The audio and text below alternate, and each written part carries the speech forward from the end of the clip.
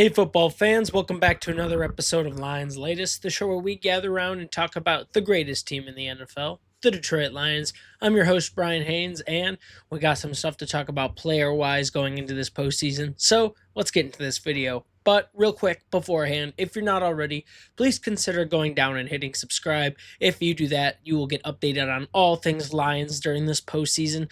We upload Monday through Friday, so make sure you don't miss a single thing. We'd love to have you here.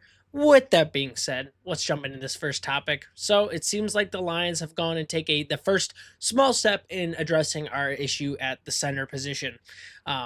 This week it was in the form of signing former Bama and Buckeye center Seth McLaughlin to a future/reserve contract. He was the best available player to not be drafted this season and was picked up by the Bengals as a UDFA. He has never seen any NFL action, though, as he was on a practice squad for the entire season. Not a great or necessarily a long-term fix, but definitely someone we can work with in the offseason since he does have some big-time starting experience in college. He maintained excellent grades at both institutions he attended, achieving a perfect 4.0 GPA as an undergrad. So, you know the guy's smart. You know he has an attention to detail during the ball game. He also started multiple seasons, including a 14 games at center for Alabama in 2023. Those were all games for their season. He helped Alabama win the SEC title, transferred to OSU, won the Remington Trophy, best college center. That's what that means. That's if you're the best college center, you're doing something right. He allowed 0 sacks, 7 pressures, and had a 70.7 PFF grade. Honestly, if you're getting the best center award and you're winning trophies, you're winning SEC titles, you're not allowing sacks, you're showing all the great makings of a center. I can't believe this guy went undrafted. Now, he did have some issues with misplaced snaps, some low ones, some high ones, but that's stuff you can easily dial in and make easy fixes on. The blocking was where I'm most worried about, and his run blocking is absolutely insane. He worked with two teams that had very strong running games in Alabama and OSU, if you've been watching them the last few years. So he's no stranger for getting up into that secondary, creating some big lanes for his backs. Jahmyr Gibbs went to Alabama. He went to Alabama. Who knows? Maybe they'd be a great combo up front. Also, his pass blocking ain't too bad either. It's definitely not as good as his run blocking, but again, something you can work on, and we have a great group of pass blockers to surround him anyways. I honestly think it's not a horrible pickup. He's just a ball of raw potential, basically. With that being said, I think signing a vet or looking into the draft for another starter is probably still a safe bet. I know it's going to probably be one of those later rounds we pick up a true center at. But I just think they need to still keep it as a priority for now. I think this guy's an absolute great pickup, though. Just pure potential that we can kind of mold during this offseason, see what we get out of him. Maybe he even ends up being a rotation guy if that ends up having to be the case next year. You guys can let me know what you think about him. I think he's got some good potential. And that's going to take us to our second topic. Just a potential new OC, which to me, I don't know about this one, but my buddy brought it up to me and I thought it was worth looking into, and this is what I got. So he's a big name of interest right now for fans, and especially for that open offensive coordinator job that has emerged, and it's a familiar guy. Just 2 years ago, David Blau, the 30-year-old, was a member of the Lions practice squad as a quarterback. We saw him play a little bit in some preseason games, but now he's viewed as a potential replacement by Detroit for recently relieved OC John Morton. Now, according to a report for NFL Network's Ian Rappaport, following the end of his playing career, Blau was hired on as an assistant quarterbacks coach with the Washington Commanders in 2024 under Coach Dan Quinn and reunited with then offensive coordinator Cliff Kingsbury, his former coach with the Arizona Cardinals. So he's been moving around. He's been getting that coaching experience, trying to get his foot in the door for what's happening after football, and it seems this is really what he's found his niche in. When Commanders quarterbacks coach Tavita Pritchard was named head coach at Stanford on November 28th, Blau stepped into the role as an interim basis for the remainder of the season. For those of you unfamiliar with Blau, he didn't see much of the field in the NFL after going undrafted out of Purdue in college, but most of his play was with Detroit. After being signed by the Cleveland Browns as a UDFA in 2019, he was traded to the Lions just ahead the start of the season. Blau would start 5 games for us, completing 54% of his passes for 984 yards, 4 touchdowns, and 6 interceptions. Unfortunately, none of the games he started in or played in he won. So his play doesn't necessarily translate to coaching, though. If you saw him play, you're thinking, oh, he's super underwhelming. I don't want that guy calling my offense if he couldn't even operate an offense. But we've seen this in a lot of cases with guys in the past. You don't necessarily have to be great at the sport to be great at calling the sport, right? It takes a creative mind to do both. Uh, Blau quickly generated a buzz as a rising assistant for his work with quarterback Jaden Daniels, who was the offensive rookie of the year and a Pro Bowler in his first season. And he gives David Blau plenty of credit as part of the leadership team that got him to that position in the first place. So Blau is behind a lot of the making of Jaden Daniels in that first season where we saw him absolutely go crazy. At first, I was pretty skeptical about this whole idea that we were going to bring this guy back and he was going to be not just a positions coach but our entire offensive caller. But I let my bias go a little bit and realized that the Lions obviously have plenty of familiarity with this guy. He knows Campbell's system offensively and defensively if he wanted to play complementary ball.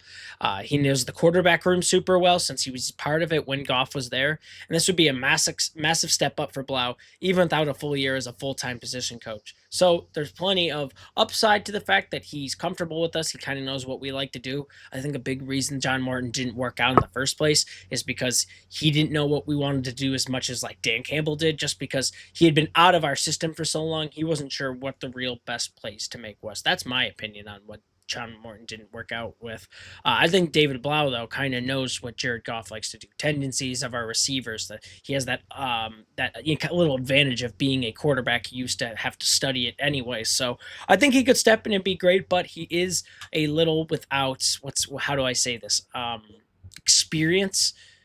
So I don't know. It'd be a risky one, but you never know. These early rookie coaches or whatever, they can end up making a splash with some different stuff. So I think it's definitely an interesting thing to think about. You guys can let me know what you think about that, or do we just wait for a better option to come along?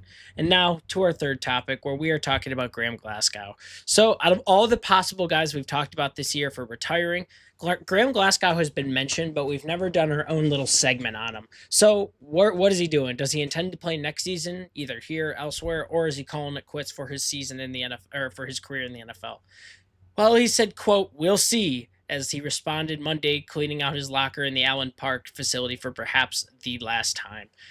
Glasgow brought with him a few keepsakes, like a wooden nameplate above his stall and a giant black garbage bag full of signed jerseys from all of his teammates.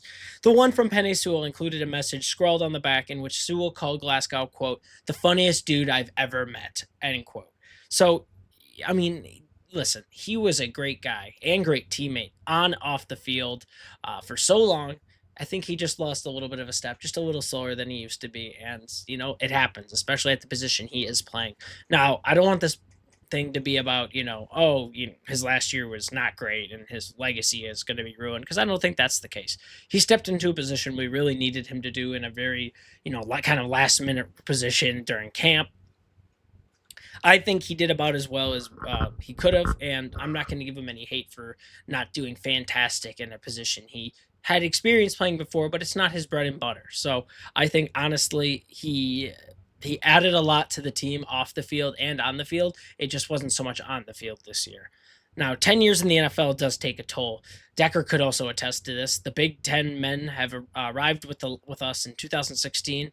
Decker in the first round from Ohio State and Glasgow in the third round from Michigan, the rivals, right? They played 7 seasons together in Detroit, and during painful lows under guys like Matt Patricia, and unprecedented highs under Dan Campbell. Both have battled injuries and have been slowed down by them in recent years. But among NFL linemen who logged at least 50% of their team's offensive snaps, Glasgow ranked 29th out of the 32 centers this year and 47th out of 57 guards last year per PFF. So he was really a faulty in the trenches as anyone this season for the Lions. Who never consistently established the run in our games, and that's really why we ended up losing our identity about halfway through this season. The run game just really wasn't something we could lean on like we could last year, and I think that also kind of goes into the fourth down conversions, the attempts. We didn't really have the O-line we could just kind of force on other teams, just abuse other teams' defensive lines with to get those fourth downs, and so this year it really did seem like we were doing things we just weren't capable of going with. And I think it should also be said that Glasgow has been has been given a pretty difficult deal the last 2 years in a row. First, he shifted from right guard to left guard to accommodate Kevin Zietler, which is a lot more difficult than you may think, and then stepped into the center position for Frank Ragnow after he retired, whose shoes were just pretty much impossible to fill unless you are one of those top ranked centers in the league. He then signed a 3-year deal, $20 million contract with the Lions to play right guard, where he played very well for them in 2023 and hasn't played a snap at that position since. So for the last few years, he really just has been playing out of position on this contract. And really, that isn't too fair to him to then give him a bunch of crap for. It's hard to envision that the Lions do bring him back with an 8.5 million cap hit in the final year of his deal, especially when we're thinking about the cap hit and how we could save 5.5 million annually if we were to cut him.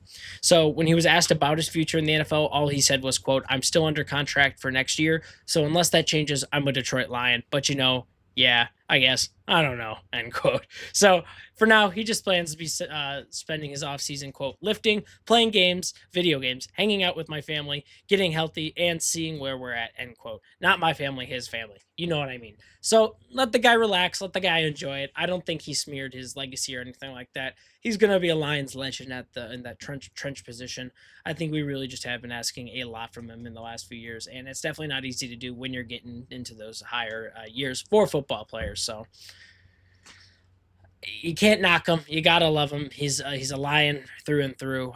We're just gonna have to wait and see what decision he makes. But we could end up saving money and going into a younger O line if he were to retire this year. So you guys can really let me know what your opinions on that matter is. And now, finally, just some of your comments. Tailgate Gang 2081 says, "Guarantee the people in the comments saying that the Lions are frauds are bandwagon fans, and when we're back on top next year, they'll say, 'Oh, I've always been with the Lions. They're all frauds.'" Well, yeah, okay. Yeah, it's true. But you got to remember, there's always going to be some bandwagon fans, right? Oh, some of the Lions are entertaining to watch. Oh, we do trick plays. Everyone's a fan. Everyone's a fan of trick plays. It happens. All of a sudden this year, we not as many trick plays. We're not beating teams by 50 points every game. Sure, all these Lions fans all of a sudden are rooting for, oh, I forgot I was a Cardinal fan, or I forgot, oh, I was a Dolphin fan. It's ridiculous. But you can't let it get to next year. Of course, that's the mentality, right? Is that the window isn't closed. We come back next year, we prove the doubters wrong. But I appreciate you for putting that out there, Tailgate Gang. Thanks for the comment. And next, filmed by Miyasi, says Amik, and then the emojis of the peace and the cut. So yeah, now I thought this was definitely going to happen, and we talked about it, especially with the kind of downward season he had this year. But now they're saying he might be one of the guys that they are considering bringing back next season. Apparently, Terrion Arnold with being him injured still, and they want some depth at corner going into next season, which I totally understand. So Amik B might still be a guy we keep on, and I wouldn't be totally mad about that. I think if we get him back in the position he was really great at, he can continue to strive. We just got to make sure our other corners come back healthy. But we'll talk more about that in a video later this week. With that being said, we are out of time in this video. Thank you so much for watching this episode of Lions Latest. If you made it to this point in the video, tell me what your opinions on Graham Glasgow retiring on, and if you would like to see him come back to play the guard position if we end up getting a center to play for us. Make sure you guys like, comment, subscribe, hit the bell so you never miss a single video here. Enjoy the rest of your day, and I will see you in the next one.